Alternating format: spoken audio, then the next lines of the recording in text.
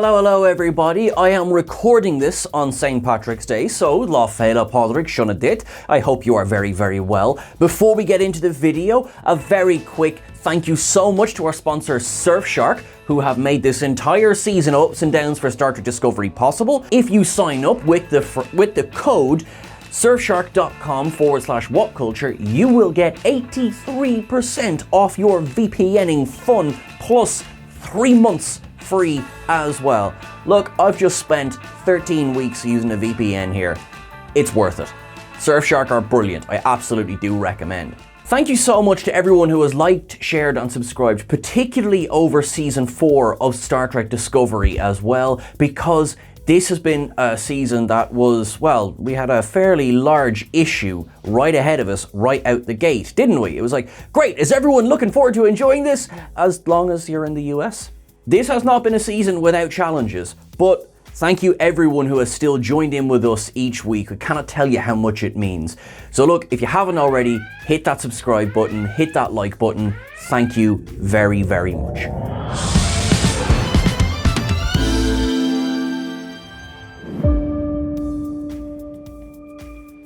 Thoughts first of all, just as we start season 4, episode 13, Coming Home. My opinion of Star Trek Discovery season 4, it was mixed. Overall, I enjoyed it. I do mean what I say. When I do the ups and downs every week, I do mean what I say. I really enjoyed this season, but it was very mixed and it was uneven. The pacing was a bit all over the place and some of the characterizations, likewise, a bit all over the place, and it did make it a bit hard to really enjoy it as much as I think we could have. A lot of my issue have been with the treatment of Book this season. I think it started very good in how they were depicting him, and then it just massively dipped in the middle. It has come back. I have plenty to say about Book this week, but generally for me, that was an issue. Likewise with Tarka. Again, I will discuss once we get into it. Burnham continues to get better and better. Saru, while he was much more of a supporting character this season, I did like the story arcs they took him with. I was very upset when we lost Tilly, but, I mean, if you're watching this, I assume you've watched the episode. It was great to have Tilly back this week. Let's start this week with an up. Tilly and Vance are coordinating the evacuation of Earth. The actual Federation HQ is flying toward Earth, which was actually really cool. And the fact that it can separate into different life rafts as well. It was just cool seeing it moving through warp, but also seeing the confidence that Tilly now holds herself with. She's there walking with her, well, I suppose former cadets. Of course, she's an instructor at the academy now, so we have the return of Haral and Gorev from her earlier episode, the Orion and the Tellurite. They're going to help her on Federation HQ. There's so much evacuation kerfuffle going on around. They're talking about they're getting people off Ni'Var as well. There's getting people off Titan. They're flying past Earth's moon. It is a busy opening to this episode. I thought it was really well done. We're dropped right into the action. We're getting across with, of course, what's going on Discovery as well. They're reeling from the fact that Book's ship has got away from Discovery. You know, there's a lot going on before we get anywhere near the opening credits. But overall, yep, this was a bloody good opening. Really enjoyed that. Now, something that is mentioned in the opening that then appears later on in the episode is the USS Mitchell, and that's getting an up all by itself. This is a Merian class ship, and it is of course named after Kenneth Mitchell, who has appeared as 3 Klingons. Yeah, we had Kol Shah and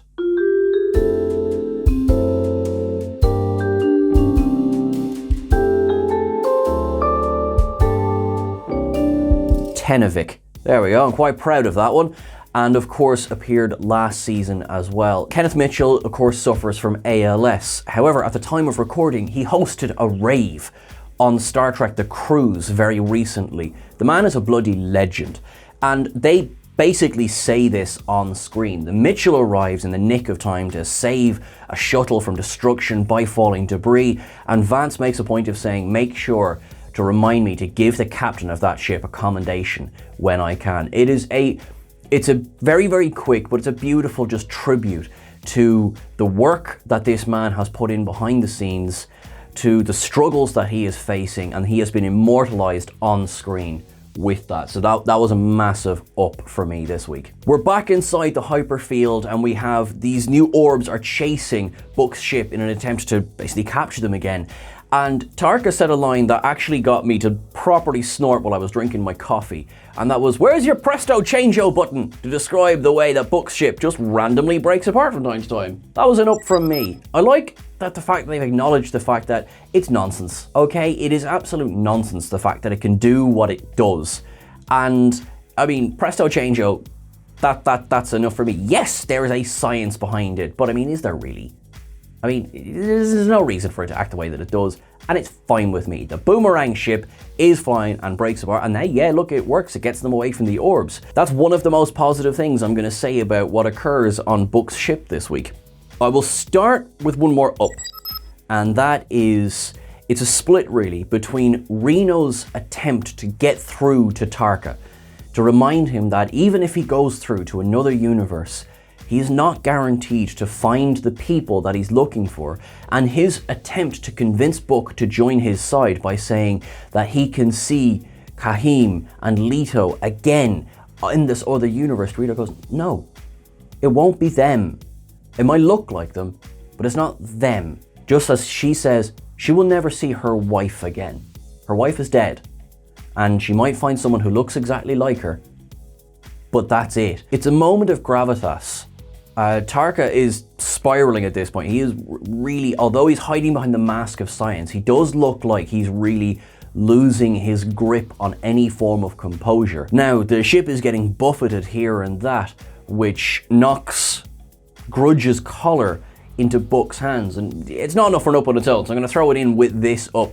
The fact that he was able to make a cat door in the holographic barrier, which I thought was quite cool. I enjoyed that. It was a silly moment in quite a serious scene. But overall, Reno's attempt to get through to Tarka, it was an understated but powerful moment in the episode. Book gives her his badge so that she can beam off the ship and get back to Discovery, and that brings me to my first down. Reno was criminally and quite obviously underused in this episode, to the point where I felt that she was green screened in. Now, not so much when we're on Book's ship, but certainly on Discovery.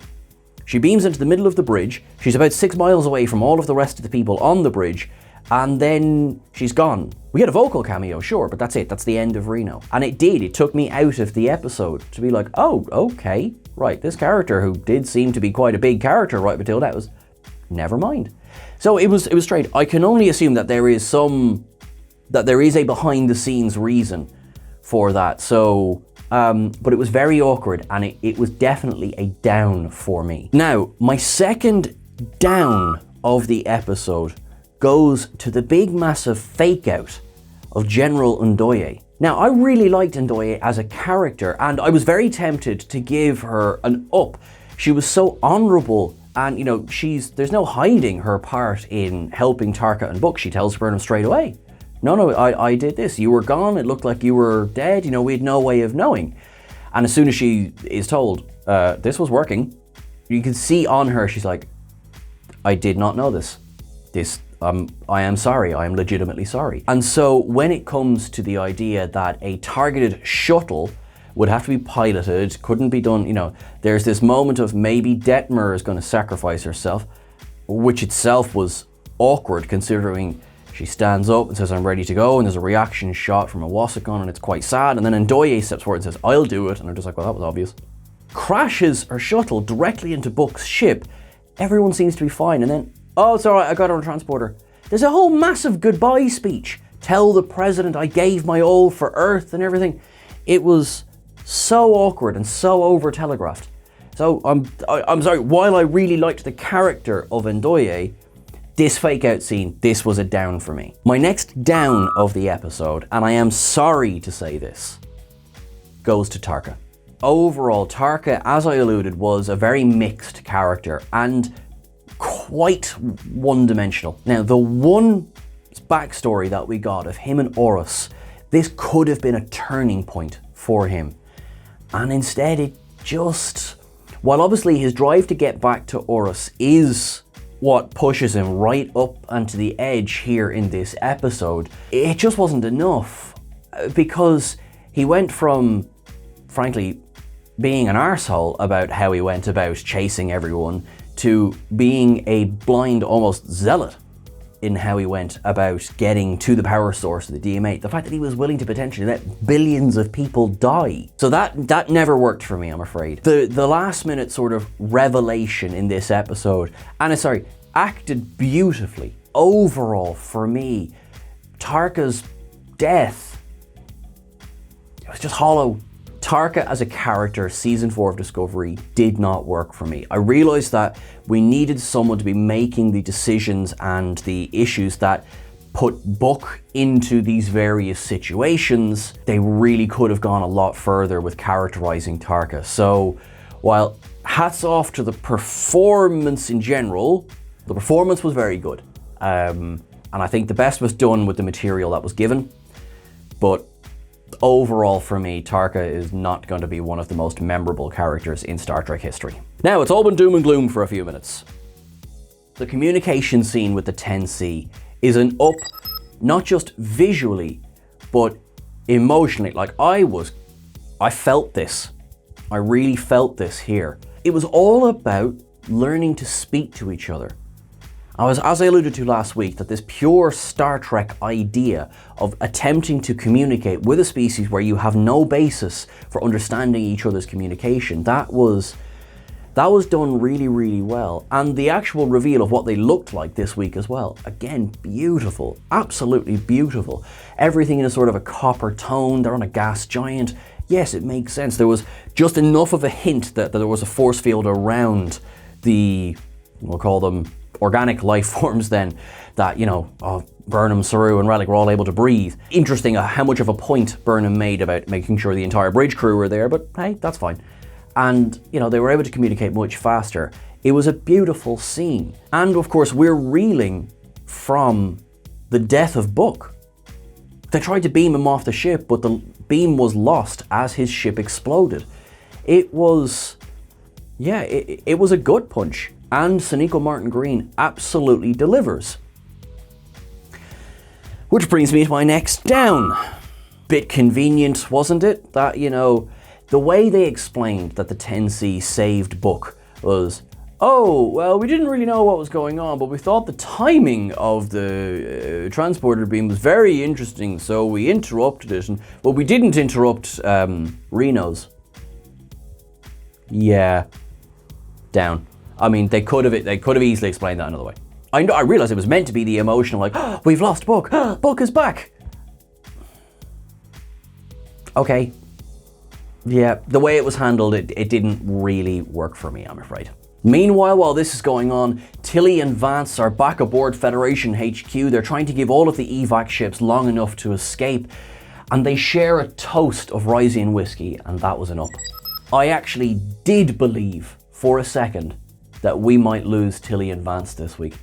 I actually did believe that, whereas I didn't really get that feeling from Book. Again, hit me here. Tilly's explanation of how she was lucky enough to have found her purpose in life. And Vance's explanation of that, he wishes he'd spent more time with his daughter, but he was confident that she knew he loved her unconditionally. Now that was a scene that worked for me. This was both actors firing on all cylinders here, and that was powerful stuff. Now, of course, we get through to the 10C. They are convinced to shut down the DMA. They're not going to do it again. You know, it's sort of inevitable. We sort of saw it was coming, but that's fine. Like, whether or not they would stop, for me, was never in question. It was the manner of how they were stopped, so that was fine. So they are wormholed back to Earth because we get, again, Spore Drive is completely destroyed. Oh, it'll take decades to get back to Starfleet. Did any of you believe that it was going to take decades? I didn't. Not enough to down it, but it was a bit like, come on now. Saru and Tarina. And it's Tarina now as opposed to Madam President. I've loved them for the whole season. I've loved that this is a storyline they have brought Saru into. I think they work really, really well together. And just that final scene of he's handing her a Kaminar flower. Yeah. Yeah, I was already feeling a bit mushy anyway, and this really worked for me. So again, really liked it. The up that I am so happy to give this week, Burnham and Book. Now what I said stands, but I said I was worried this season about how they were going to bring Book back from the abyss. As the president says, he fired isolating weapons, like Book shattered a bunch of Federation statues. He can't exactly just walk back in and go, whew, what a season that was, right? He has to face justice, and I'm glad to say that he does. And the sentence fits the crime, because as President Willick says, intent is important.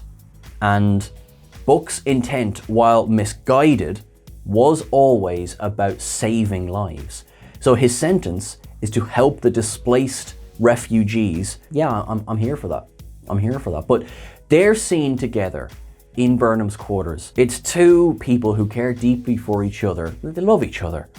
Just at ease, relaxed. And this is Book as we have missed him for this entire season. More or less at peace with what has happened. He is the one to communicate with the 10C and to get them to truly understand. He is the one who is able to explain to Burnham that he has loved her forever. Both of them, Sonequa Martin-Green and David Ajala,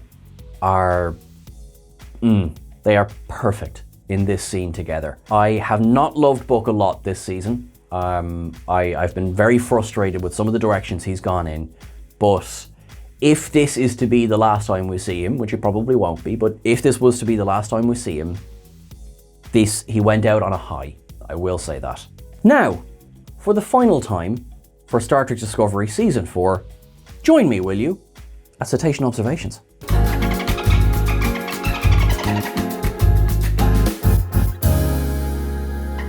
Okay, we have the return of the Orion Haral, the Tellarite Grev, we have the USS Mitchell, we have the USS Pathfinder, we have the USS Tikov, we have the USS Credence, which we saw earlier in the season, the USS Nog, of course, the USS Yelchin, of course named for the late Anton Yelchin, the USS Greco, which basically featured a cameo from Kovich, which was a vocal cameo, we had Ryzian Whiskey, we had a Ferengi barman serving a flaming drink, which I thought was just great. Giorgio's telescope is set up in Burnham's ready room. We had another name drop of the Kobayashi Maru. Now, Star Trek, that's enough.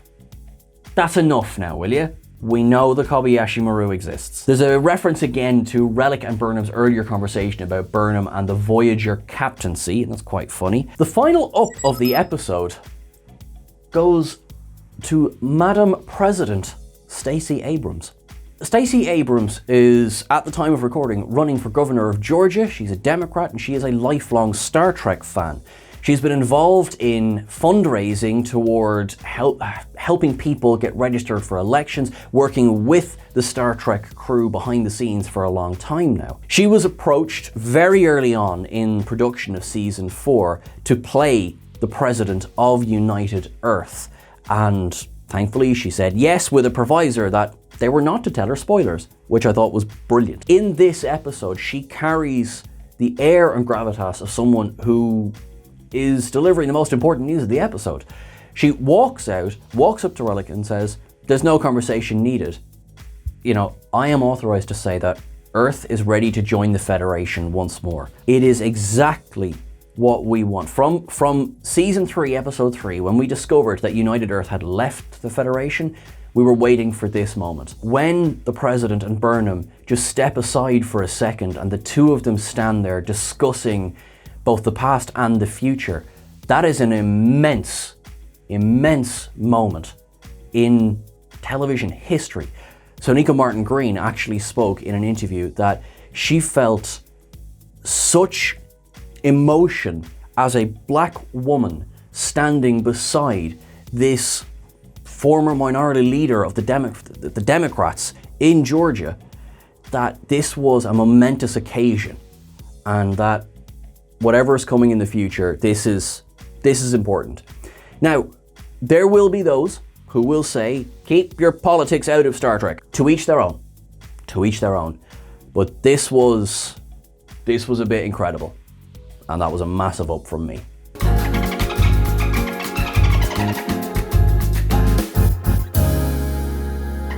That is everything for our ups and downs for season 4, episode 13. Did I miss anything? You let me know in the comments below. You look after yourselves. I will of course see you again next week for Star Trek Picard's ups and downs. To my friends in Ukraine, more so than ever, please stay safe. Please do what you can to look after yourself and others. To you all, live long and prosper, and I'll see you soon. Thanks.